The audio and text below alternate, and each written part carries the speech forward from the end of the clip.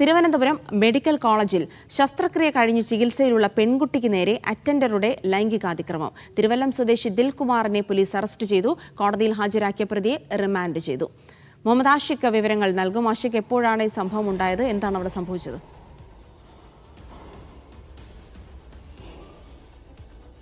ജിൽസി, കഴിഞ്ഞ വെള്ളിയാഴ്ചയാണ് ഈ സംഭവം നടക്കുന്നത്. ഈ ആക്രമണത്തിനിരയായ പെൺകുട്ടി ഇടുപ്പലിന്റെ ചികിത്സയുമായി ബന്ധപ്പെട്ട് തിരുവനന്തപുരം മെഡിക്കൽ കോളേജിൽ എത്തിയതായിരുന്നു.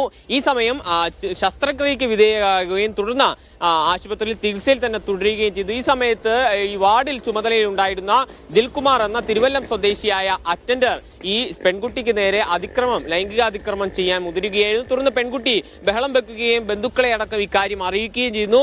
ബന്ധുക്കൾ ആശുപത്രി അധികൃതർക്ക് പരാതി നൽകുകയും ഇതിന്റെ തുടർച്ചയെന്നോളം മെഡിക്കൽ കോളേജ് പോലീസിലും പരാതി നൽകി. തുടർന്നാണ് പോലീസ് കൃത്യമായ നടപടികൾ എടുക്കുന്നത്. പോലീസ് ഉടൻ തന്നെ മെഡിക്കൽ കോളേജിലെത്തി പെൺകുട്ടിയുടെ മൊഴി രേഖപ്പെടുത്തുകയും ഇയാളെ അറസ്റ്റ് ചെയ്ത് റിമാൻഡ് ചെയ്യാനുള്ള നടപടികളിലേക്ക് കടക്കുകയും ചെയ്തു. നിലവിൽ ഇയാളെ അറസ്റ്റ് ചെയ്ത് കോടതിക്ക് മുൻപിൽ ഹാജരാക്കി റിമാൻഡ് ചെയ്തിട്ടുണ്ട്. ഇത്തരം സംഭവങ്ങൾ ഇനി രോഗികൾക്ക് നേരെയുള്ള ലൈംഗിക അതിക്രമങ്ങൾ അടക്കമുള്ള സംഭവങ്ങൾ ആവർത്തിക്കാതിരിക്കാനുള്ള പ്രത്യേക ജാഗ്രത സ്വീകരിക്കുമെന്നും മെഡിക്കൽ കോളേജ് അധികൃതർ ഇപ്പോൾ വ്യക്തമാക്കുന്നുണ്ട്. ജിൽസി.